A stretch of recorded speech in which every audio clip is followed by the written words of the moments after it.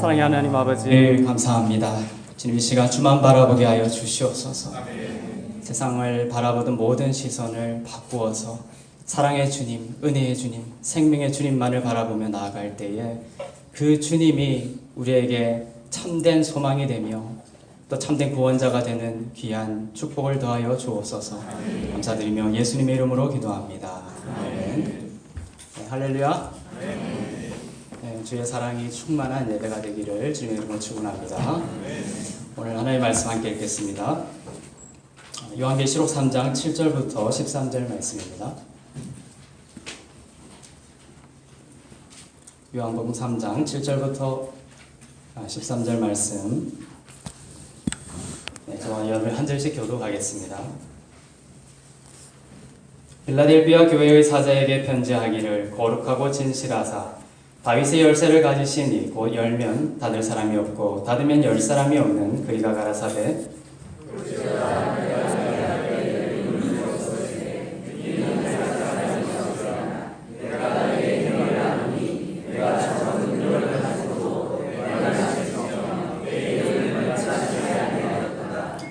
보라, 사단의 회고 자칭 유대인이라 하나 그렇지 않고 거짓말하는 자들 중에서 며칠 내게 주어 저희로 와서 내 발 앞에 절하게 하고 내가 너를 사랑하는 줄을 알게 하리라.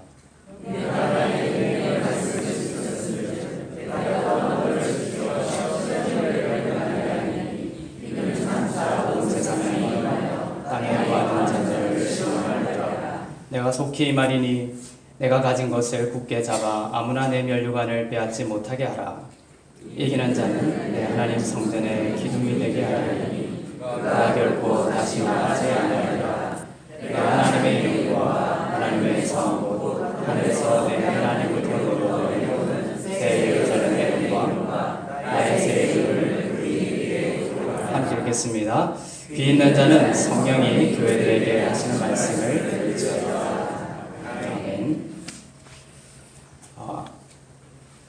요한계시록에 나오는 7개 교회를 저희가 살펴보고 있습니다. 그 7개의 교회 중에 칭찬을 받은 교회, 책망을 받지 아니한 교회가 두 교회가 있죠. 어떤 교회입니까? 서문화 교회와 빌라델비아 교회입니다. 오늘 책망을 받지 않고 칭찬을 받은 빌라델비아 교회를 살펴보면서 우리의 믿음을 더하는 시간이 되기를 원합니다. 빌라델비아 교회의 그 배경을 먼저 살펴볼 필요가 있는데요. 빌라델비아 교회는 그 빌라델비아라는 그 도시는 크고 작은 지진이 많았습니다. 우선 작은 지진이 늘 있었습니다. 그리고 7번의 큰 지진이 있었는데 도시가 거의 황폐화됐고, 그래서 사람들이 도시에 살지 않고 들판으로 나가서 사는 경우가 많았습니다. 특히 AD 17년에 있었던 대지진 이후에는 이 도시를 다시 재건해야 될 필요가 있을 정도로 완전히 무너지는 그런 일들이 있을 정도로 지진이 많았죠. 늘 두려움과 불안이 상존하는 그런 삶의 환경에 있었습니다. 여기서 크리스찬들의 위치, 교회의 위치는 어땠을까? 이런 것도 한번 생각해 보게 됩니다. 예를 들면 1923년 관동 대지진 때 일본에 많은 한국 사람들이 있었지만 그 지진이 일어나니까 그 마음, 흉흉한 마음을 잡기 위해서 어떤 소문이 퍼졌습니까? 한국 사람들이 지진을 냈다. 한국 사람 때문에 지진이 일어났다. 한국 사람들이 우물에 독약을 탔다. 이런 소문들이 퍼지게 됐던 것이죠. 희생양이 된 것입니다. 그래서 한 수천 명, 6천 명 이상 가량의 한국 사람들이 죽음을 당하는 그런 일들이 있었던 것이죠. 이처럼 지진이 일어나는 이러한 사회 속에 늘 지진이 상존했던 이 빌라델비아라는 시대상 속에서 교회가 늘 처해야 했던 그 희생양적 환경을 우리가 생각해 볼 필요가 있습니다.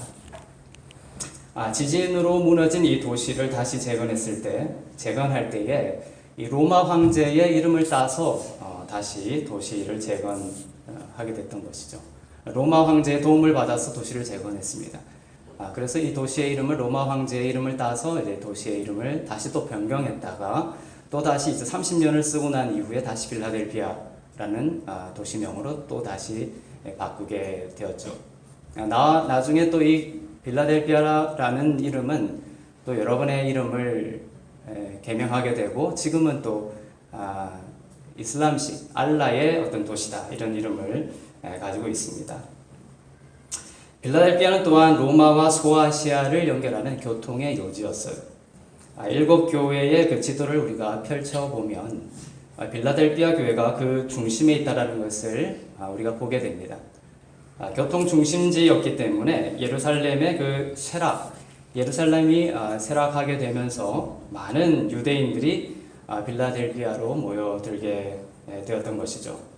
이렇게 모여든 유대인들이 했던 일이 뭐냐 하면 바로 교회에 대한 박해입니다. 성도들을 고발하고 교회를 박해하는 데 앞장섰던 것이죠.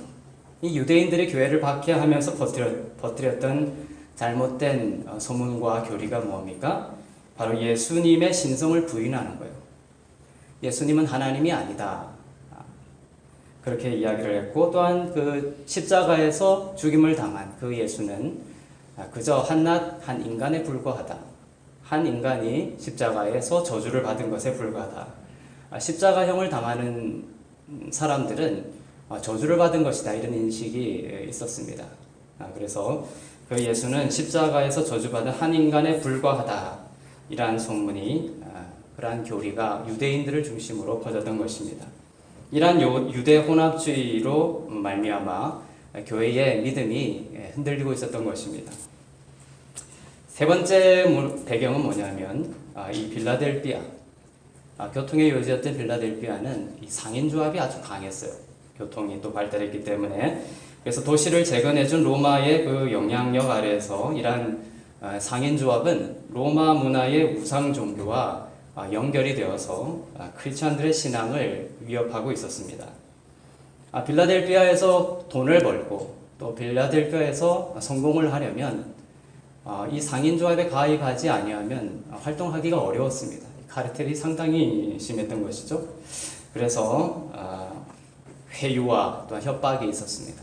상인조합에 그냥 가입하면 되지 않겠습니까? 그런데 문제는 뭐냐면 이 상인조합에 가입하면 우상 종교의 제전에 우상 종교의 그 축제와 또한 그 활동에 참여해야 하는 우상 숭배 의식이 그 상인조합과 연결이 되어 있었다라는 것이죠.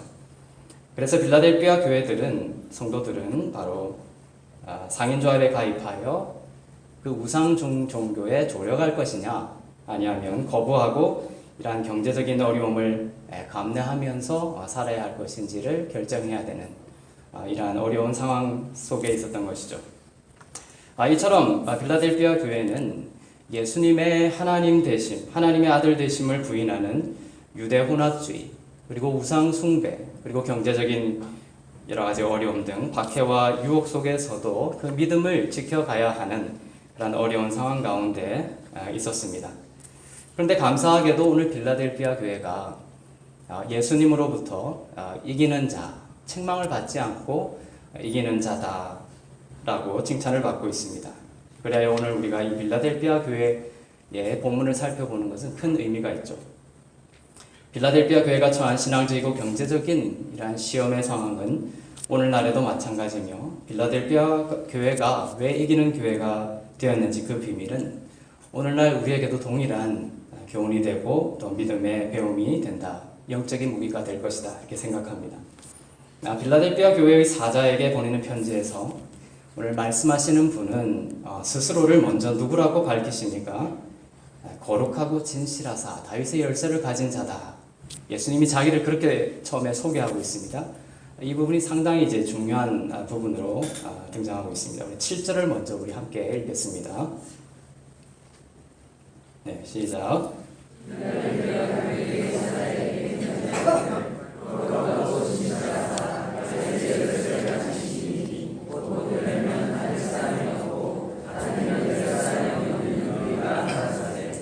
네, 거룩하고 진실하사 이렇게 나오죠. 거룩하고 진실하신 분, 우리 예수님이 스스로 어떻게 소개하시느냐?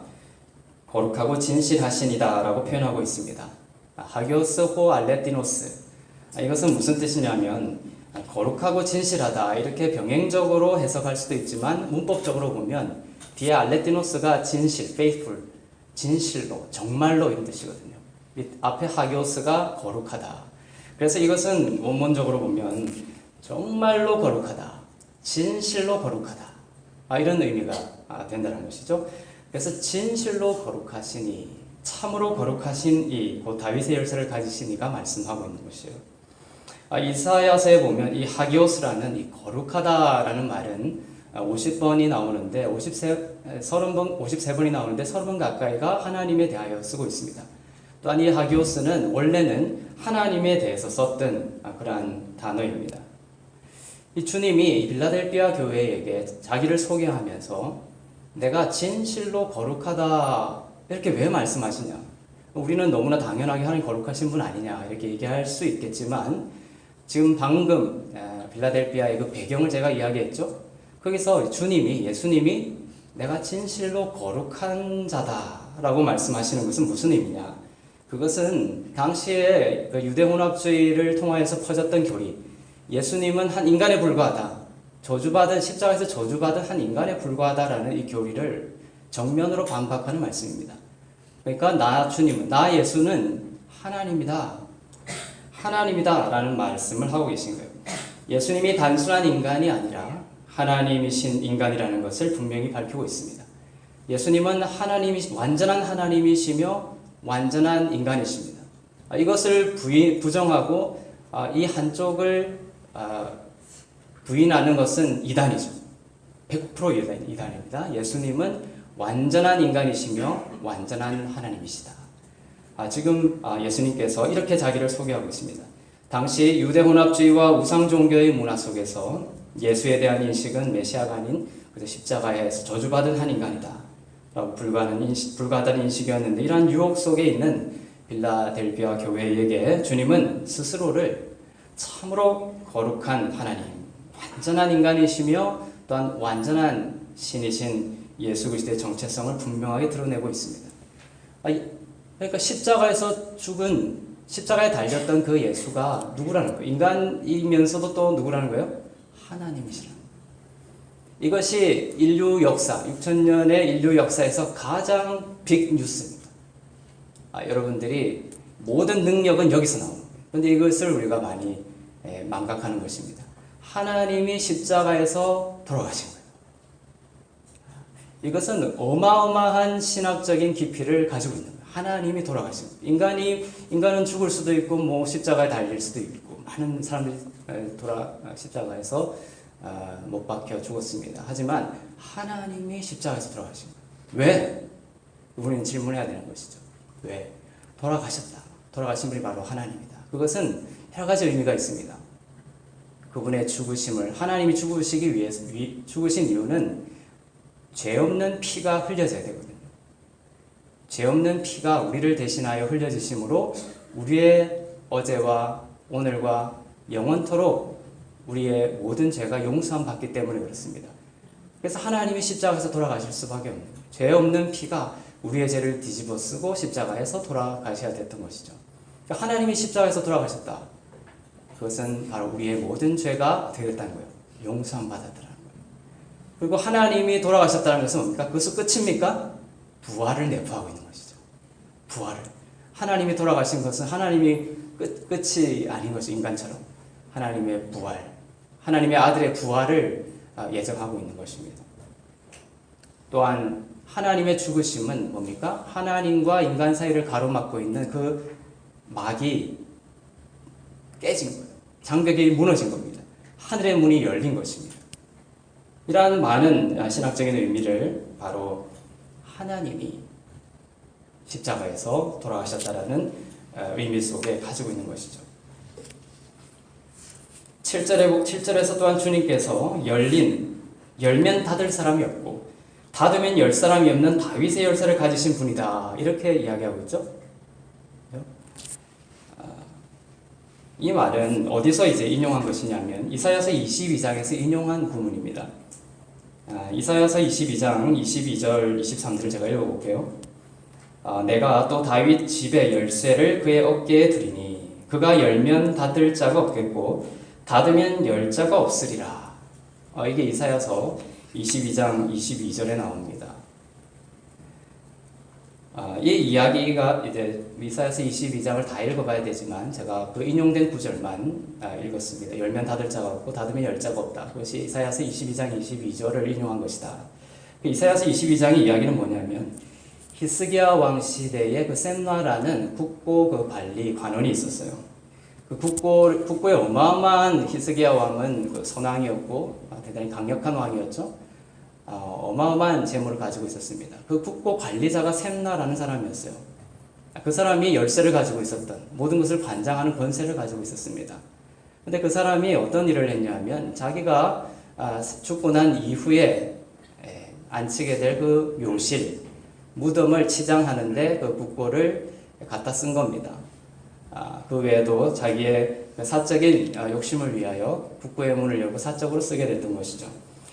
그래요. 하나님으로부터 내침을 당하게 되는 장면이 이사야서 22장에 나옵니다.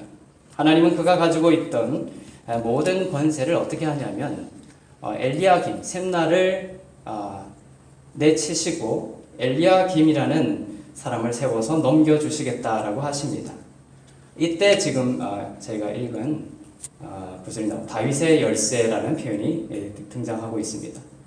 엘리야김에게 새로운 국고 관리자 엘리야김에게 옷을 입히고 또한 띠를 띄우고 권세를 손에 맡기고 어떻게 했다라는 표현이 나오냐면 유다 집의 아비가 되게 할 것이다 라는 표현이 나옵니다.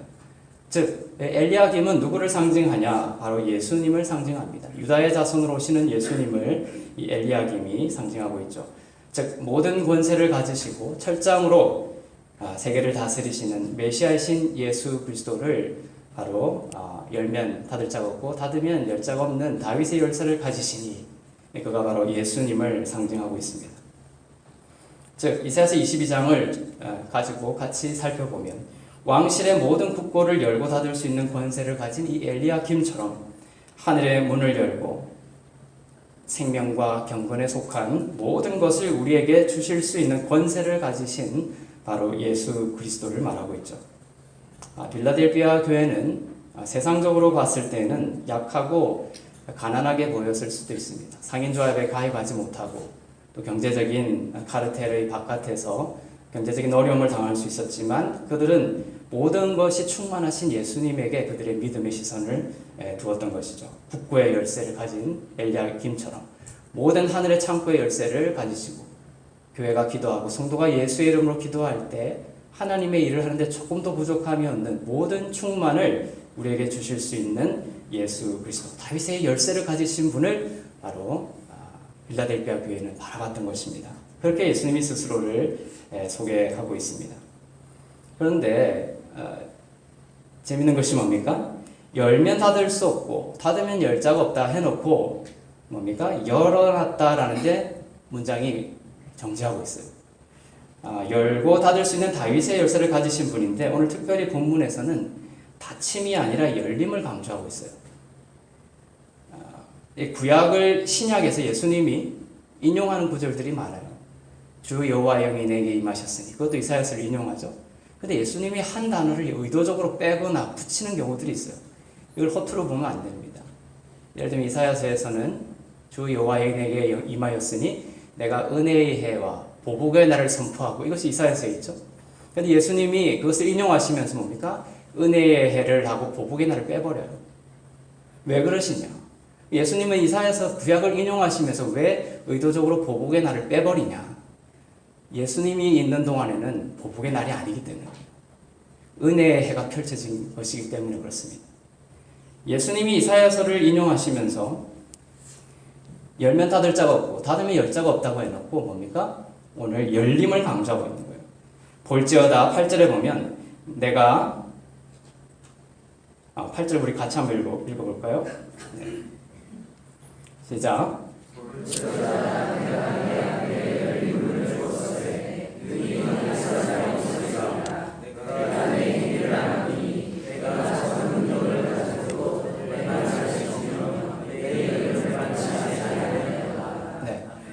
이사야서를 인용하시면서 볼지어다 내가 너 앞에 어떤 문? 열린 문을 둔다. 닫힌 문이 아니라 닫힌 문이 아니라 열린 문이라는 거예요.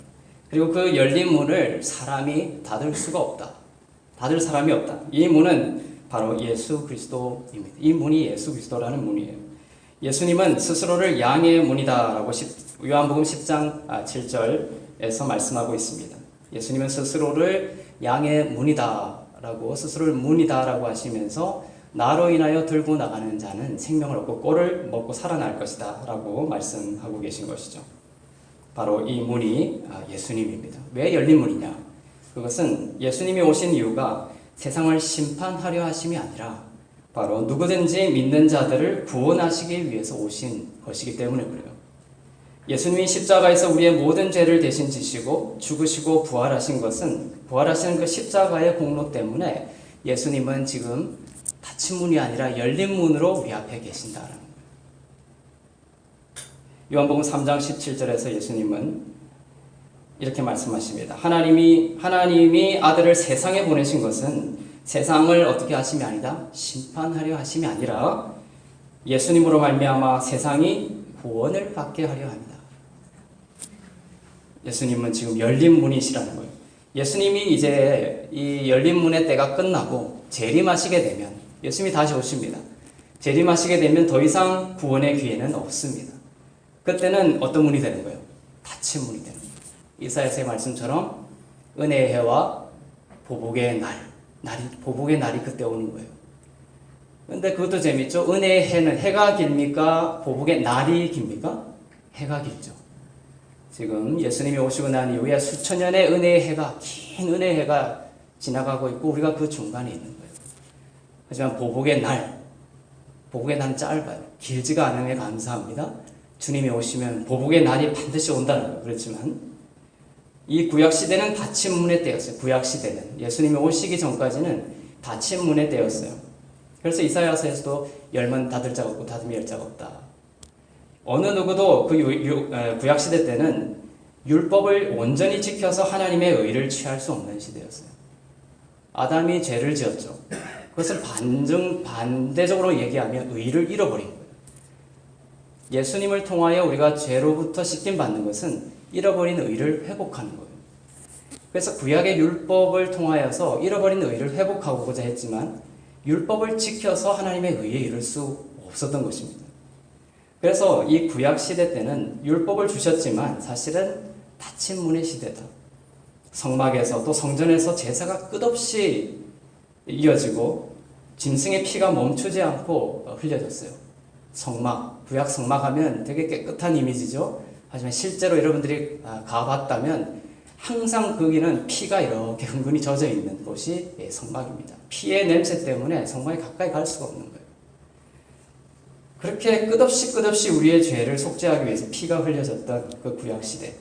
그렇지만 그 제사로는, 그 율법 지킴으로는 우리의 완전한 죄사함을 얻을 수가 없었다는 그것이 불완전성이 구약시대에 있었던 것입니다. 그래서 닫힌 문의 시대였어요. 이 구약시대가 닫힌 문의 시대임을 분명히 보여주는 것이 그 중에 하나가 바로 성막의 휘장입니다. 성막을 가보면 뜰로 나갑니다. 뜰로 들어갑니다. 뜰에 들어가면 성소가 있어요. 성소와 지성소로 이렇게 구분이 되어 있습니다. 성막이, 안에 건물이. 근데 이 지성소와 성소를 분리시키는 게 있어요. 그것이 뭡니까? 휘장이에요, 휘장. 이 휘장이 성소와 지성소를 분리시키고 있습니다. 이 휘장을 지나야 지성소로 들어갈 수가 있어요. 근데 이 지성소, 언약궤라는 이 성물이 지성소에 그 언약궤가 지성소에 있어요. 거기에 1년에 짐승의 피가 한번 뿌려져서 이스라엘과 대제사장의 그 죄가 1년 동안 사함받죠. 근데 그 지성소에 들어갈 수 있는 사람은 한 분밖에 없었어요. 대제사장 오직 한 사람밖에 없었습니다. 그 휘장은 분리된 상황이 아니라 구약시대 때는 뭡니까? 처져 있는 성소와 지성소를 가로막고 있는 그러한 시대였던 것이죠. 십계명, 곧 율법을 뜻하는 10폭의 휘장, 10폭의 크기로 되어 있는 그 휘장은 인간과 하나님을 분리시키는 휘장이었습니다. 누구든지 이 휘장 너머로 함부로 들어갈 수 없었고 정결하지 못한 자, 대제사장이 아닌 자가 들어가면 죽었고, 대제사장일지라도 온전히 땀을 흘려서 들어가거나 땀 냄새가 나면 죽어버리는 거예요. 구원은 인간의 땀으로 할 수 없는 것이기 때문에요. 그 다음에 율법이 정한 그런 모든 규칙들을 정확하게 지켜서 들어가지 아니하면 대제사장일지라도 뭡니까? 그 휘장 너머로 지성소로 들어갔을 때 죽어버리는 거예요. 그래서 대제사장의 발에다가 끈을 달아서 대제사장을 들여보내죠. 왜냐하면 죽으면 끌어내야 되기 때문에. 그 정도로 하나님 앞에 나가는 것이 무시무시한 그러한 시대, 닫힌 문의 시대였습니다. 하나님의 임재 앞으로 담대히 들어갈 수 없는 그 닫힌 문이었던 것이죠. 담대히 들어갈 수 없었기 때문에 생명과 경건에 속한 모든 것이 실질적으로 닫혀 있던 시대였습니다. 이 휘장이 언제 찢어집니까? 예수님이 죽을 때 찢어지셨어요. 예수님이 십자가에서 다 이루었다라고 외쳤을 때 성경의 기록에 보면, 마태복음에 보면 예수님이 십자가에서 돌아가셨을 때 성전의 휘장이 위에서부터 아래로 찢어졌다 이렇게 나와 있어요. 그게 무슨 상관이냐는 거예요. 마태복음 27장 51절에 보면 이렇게 나옵니다. 이에 예수님이 돌아가실 때 모습이에요. 이에 성소 휘장이 위로부터 아래까지 찢어져 둘이 되고 땅이 진동하며, 이때도 지진이 있었죠. 진동하며 바위가 터졌다라. 아래에서 위로 찢어지지 않았습니다. 성경 그런 표현을 쓰지 않아요. 이런 것도 성경의 아주 세밀한 표현입니다. 휘장이 어디서부터 어디로? 위에서부터 아래로. 아래에서 위로라는 표현은 없어요. 위에서부터 아래로 하나님이 친히 찢으신 거예요. 하늘로부터 찢으신 거예요. 구원은 하늘로부터 오는 거다. 하늘에서 구원자를 내려보내셔서 그 육신을 입으신 예수님이 십자가에 죽으심으로 하나님으로 가는 길을 열어놓으신 겁니다. 이 찢어진 휘장이 바로 누구냐? 바로 예수님의 몸이다. 그 휘장은 예수님의 몸인 거예요. 십자가에서 찢기시며 죽으시는 예수님의 몸이 바로 이 휘장이며, 이 휘장이 둘로 갈라진 겁니다. 그래서 예수님이 죽으실 때 동일하게 성소의 휘장이 위에서부터 아래로 찢어진 거예요. 하나님과 인간을 가로막고 있는 그 휘장이 찢어진 겁니다. 예수님의 십자가에 찢어짐으로. 예수님이 그 왜 휘장이냐? 히브리서 10장 20절에 그것이 나옵니다. 제 말이 아니고, 그 길은 우리를 위하여 휘장 가운데로 열어놓으신 새롭고 산 길이요, 휘장은 곧 예수님의 육체니라. 히브리서 10장 20절에서 휘장이 곧 예수님의 육체임을 말하고 있죠. 그 휘장이 예수님의 죽음과 함께 찢어진 거예요. 그러니까 신약시대는 뭐냐? 닫힌 문의 시대입니까? 열린 문의 시대가 돼요. 그래서 빌라델피아 교회에게 열린 문을 너에게 둔다는 거예요. 빌라델피아 교회 성도들이 바라봤던 것이 바로 이 열린 문이다. 그들의 믿음은 열린 문 믿음이었어요. 여러분의 신앙을 이렇게 잘 점검을 해보면 닫힌 문 믿음이냐, 열린 문 믿음이냐. 구약의 율법을 지켜 의에 이르고 하나님의 백성 될 수 있다는 유대 혼합주의의 교리에 물들지 않고 예수님께서 율법의 저주를 우리 대신 받으시고 하나님과 우리 사이에 막힌 담을 열어놓으셨다라는 이 열린 문 믿음을 빌라델피아 성도들이 가지고 있었던 거예요.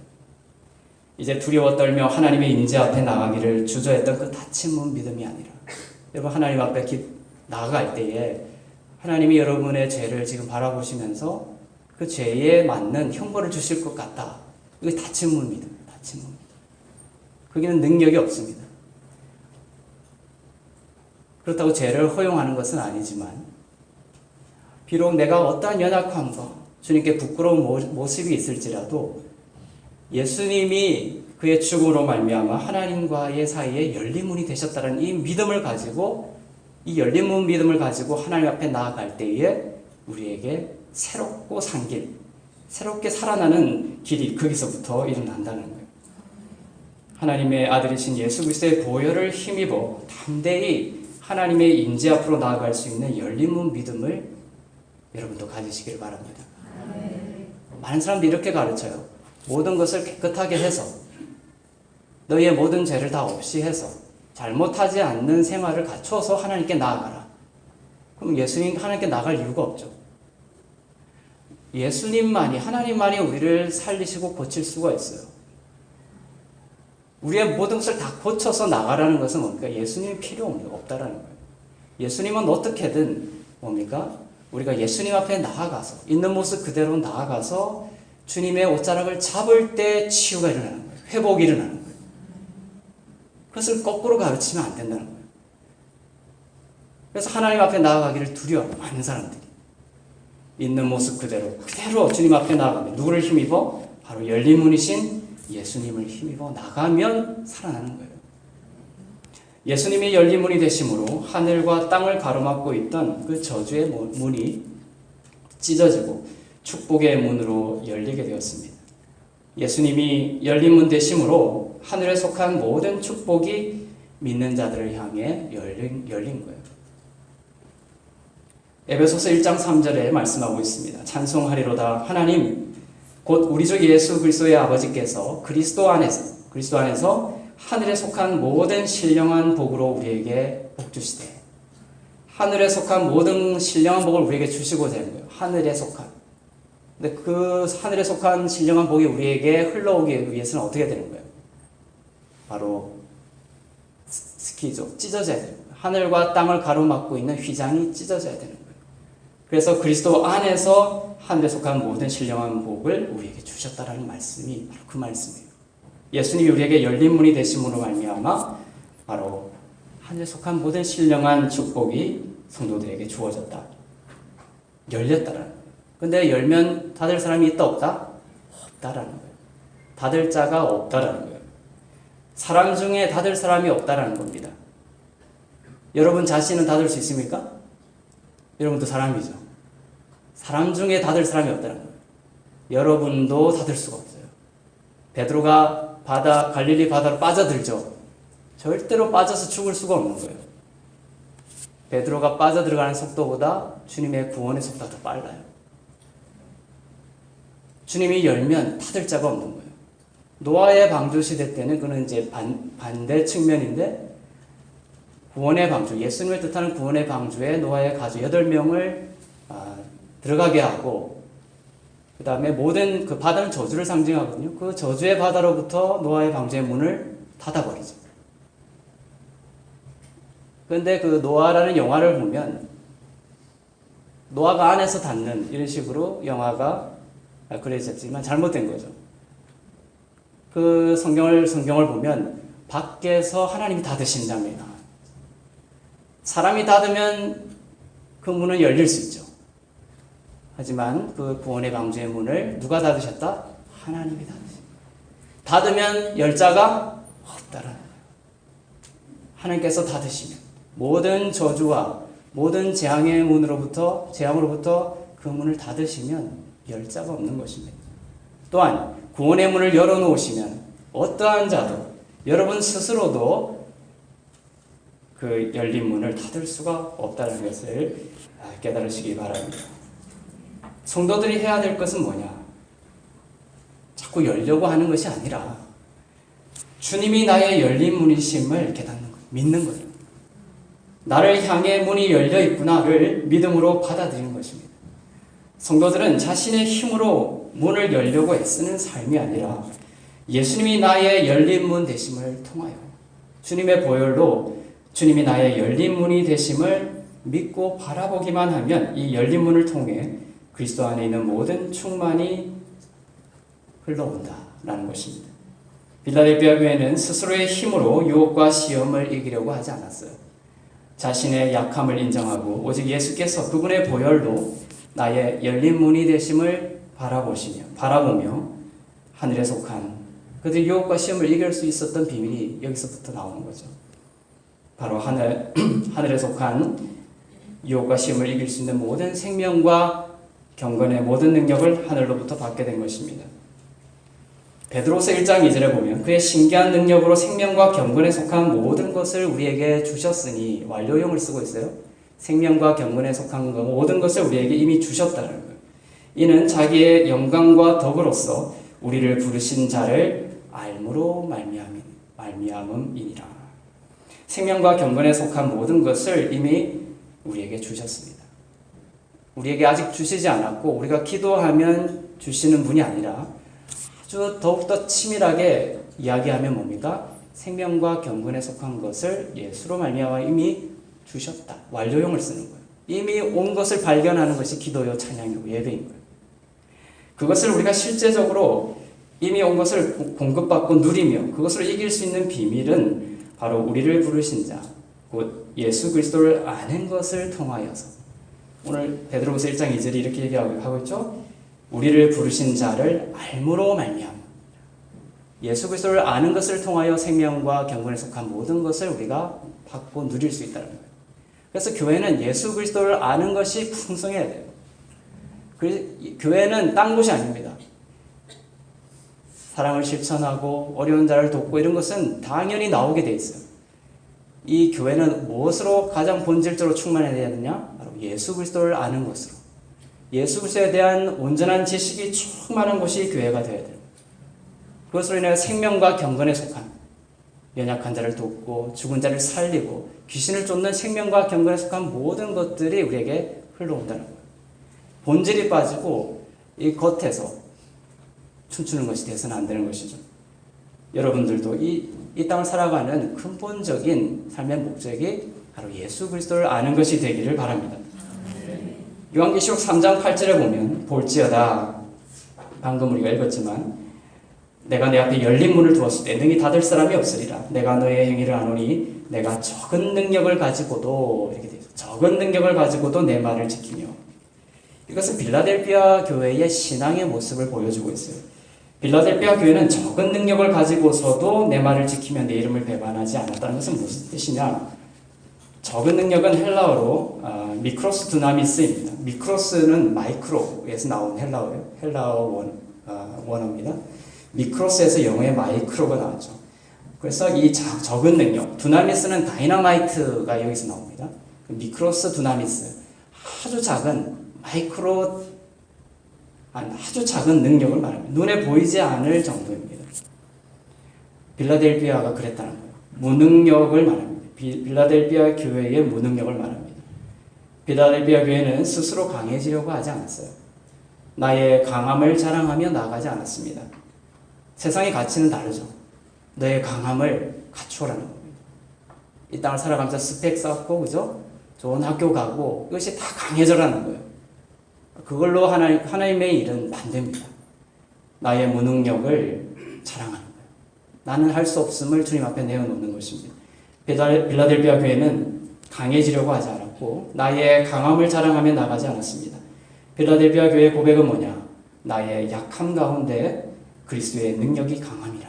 이것이 빌라델피아의 고백이었어요. 고린도서 12장 9절에 보면 내게 이르기를, 바울의 고백이죠. 내 은혜가 내게 족하다. 이는 나의 능력이 약한 데서 온전하여 짐이니라.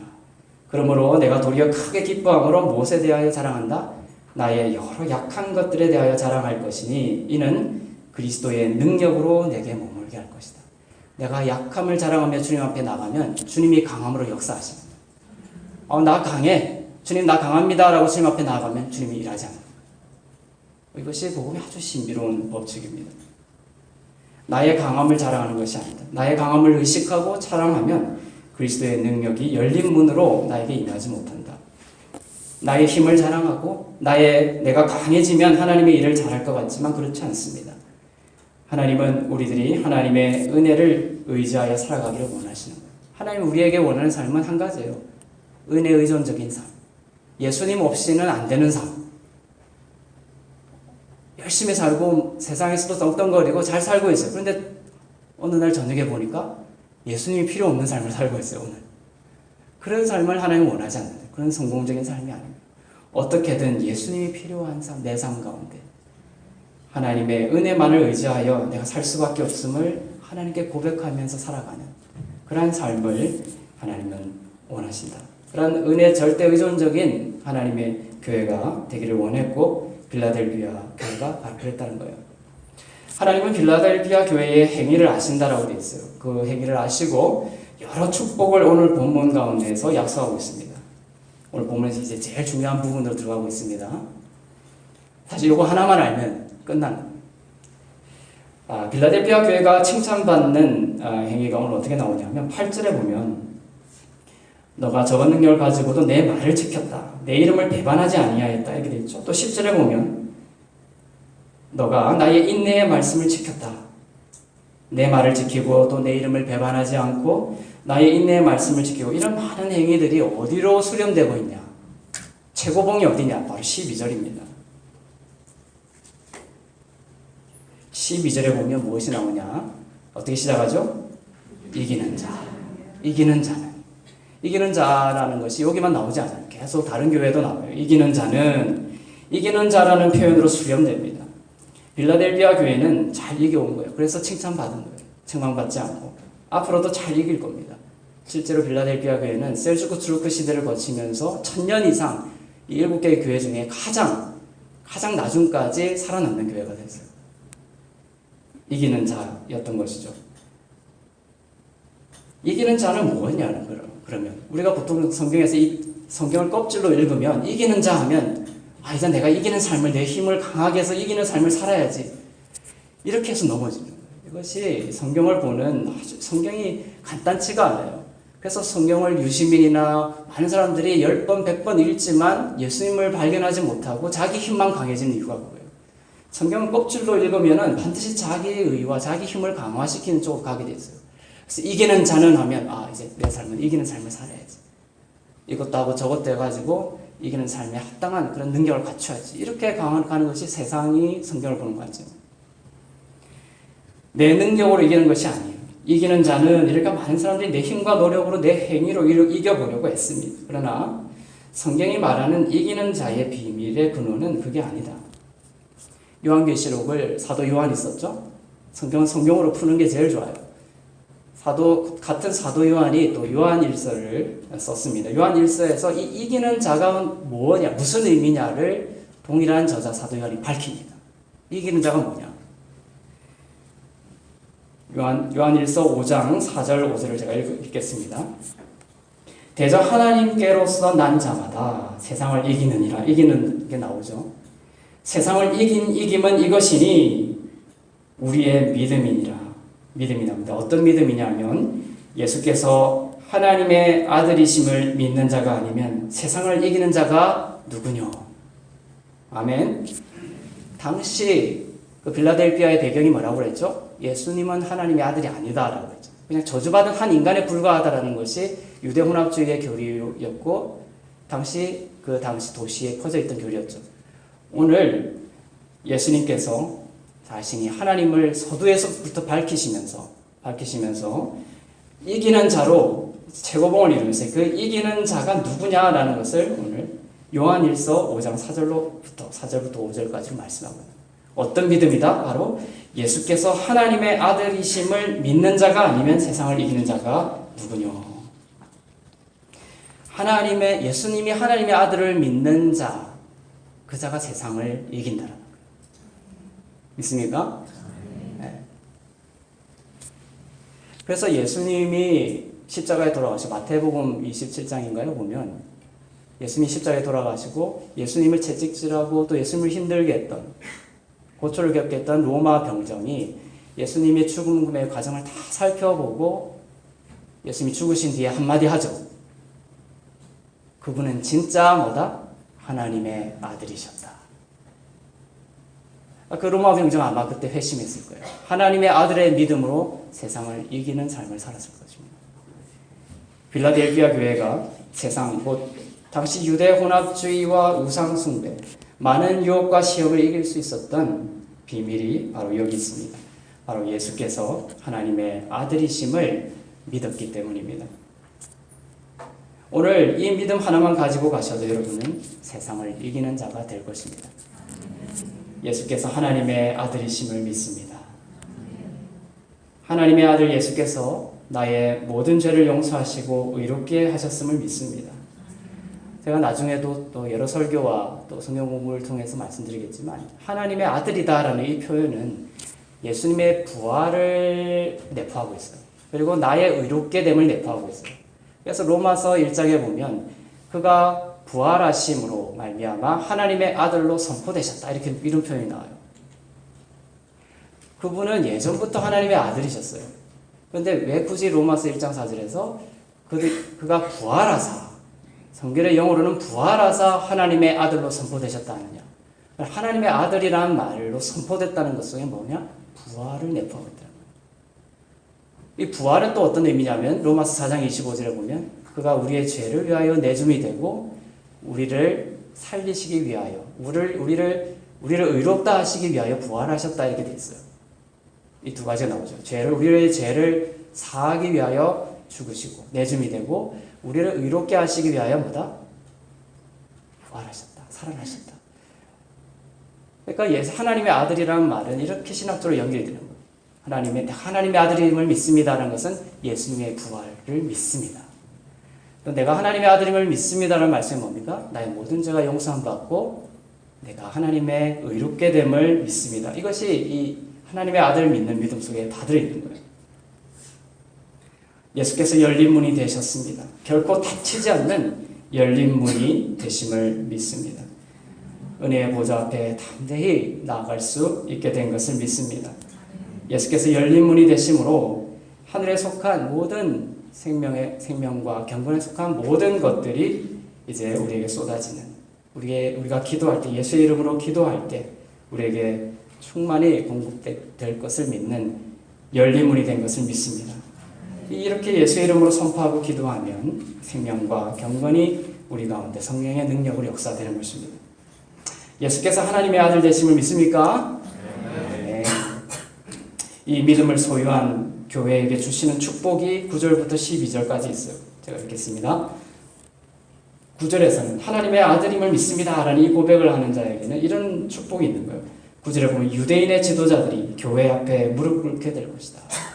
10절에 보면 장차 올 시험의 때를 면하게 될 것이다. 11절에 보면 아무도 너의 면류관을 빼앗지 못하게 될 것이다. 12절에 보면 내 하나님 성전의 기둥이 되게 하고 다시는 무너지지 않을 것이다. 새 예루살렘의 이름과 나의 새 이름을 너 위에 기록할 것이다. 하나님 성전의 기둥이 되게 하고 다시는 무너지지 않게 하겠다. 당시 큰 지진이 일어나서 도시가 다 무너졌다고 했죠. 기둥이 다 무너진 거예요. 그걸 가지고 오늘 말씀하시는 거예요. 성전의 기둥이 되게 하고 다시는 무너지지 않는 기둥이 되게 할 것이다. 얼마나 놀라운 약속입니까? 제가 대학교 시절 때 방황하던 때가 있었어요.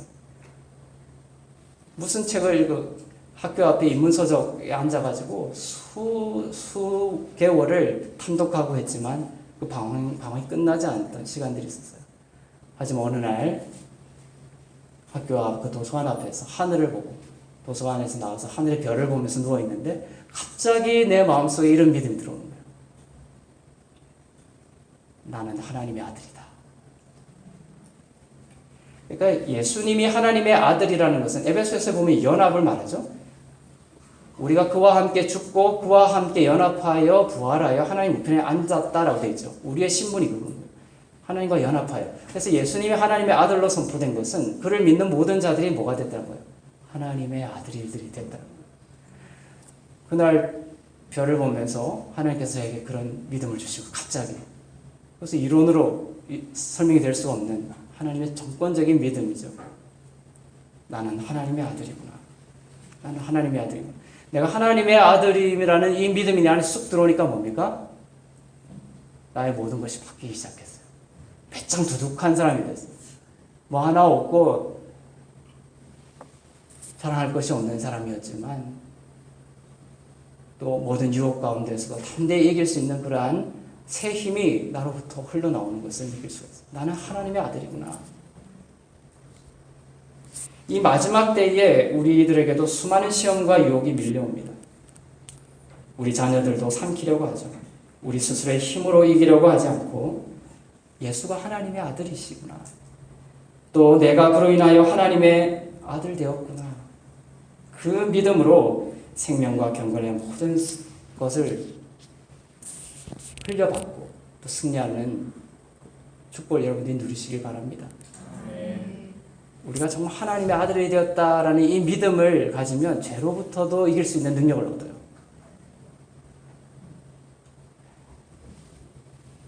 죄의 유혹이 옵니다. 그럼 그걸 내가 막 이기려고 하는 것은 약간의 영광이에요. 여러분들이 바닷가에 있다고 생각해 보세요. 진흙탕이에요, 진흙탕. 그런데 여러분의 옷이 뭡니까? 전부 진흙으로 물들어 있어요. 그럼 어떻게 되죠? 진흙에 굴르는 것이 쉽습니까? 어렵습니까? 쉽죠. 하지만 바닷가에 서 있는 사람이 문득 깨닫는 거예요. 나는 하나님의 거룩한 신부며 나의 모든 것이 새하얀 순백의 옷으로 내가 덧입고 있구나. 자기의 정체성을 깨달아 버린 거죠. 그럼 그 진흙에 몸을 담글까요? 안 담글까요? 안 담그게 되는 것이죠. 이것이 복음의 진리, 복음의 능력, 복음의 이 생명은 어디부터 오냐면 내가 누군가라는 것을 깨닫는 데서부터 오는 거예요. 오늘 하루 살아가면서 시리에 빠지고 절망하고 무기력하고 그러면 사람들이 뭘 하려고 하면 사단이 이것도 하고 저것도 해보라고 그래요.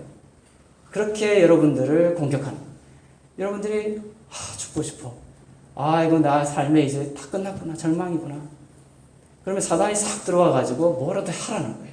그것을 커버하기 위해서, 그것을 보상하기 위해서 뭔가를 해라. 그래서 열심히 행위로 달려가죠. 종교적인 행위로 자기를 가립니다. 그래서 금방금방 무너지는 거예요. 그 진흙탕 물에 또 금방 넘어지게 되는 거예요. 하지만 복음의 능력은 어디서부터 오는 거다? 후아엘, 내가 누구냐? 이것을 발견하면 문득 그 모든 것으로부터 분리되는 그런 생명을 경험하게 됩니다. 내가 무기력한 것을 만약에 예를 들면 경험했다, 오늘. 그러면 그때는 내가 왜 거기서 빠져나오지 못했지? 그래서 내가 누구인지에 대한 것을 잊어버리게 됩니다. 내일 또 그런 순간이 오면 여러분 이 신앙 훈련을 해보세요. 내가 지금 누구냐? 내가 어떻게 해야 되냐가 아니라 내가 누구냐를 발견하는 거예요. 내가 하나님의 아들이구나. 내 통장에는 10원 한 푼 없지만 천지를 창조하신 분이 나의 아버지구나. 그러면 두려울 것이 없는. 그때부터 나의 안으로부터 내 배에서부터 설명할 수 없는 생수가 생명이 기쁨과 회복이 일어나기 시작하는 거예요. 내가 누구인가? 그것은 어디서부터 또 알 수 있습니까? 예수님이 누구인지를 깨달아야 내가 누구인지를 알 수가 있어요. 세상은 예수님이 누구인지를 모르기 때문에 내가 누구인가를 아무리 알려고 해도 알 수가 없죠.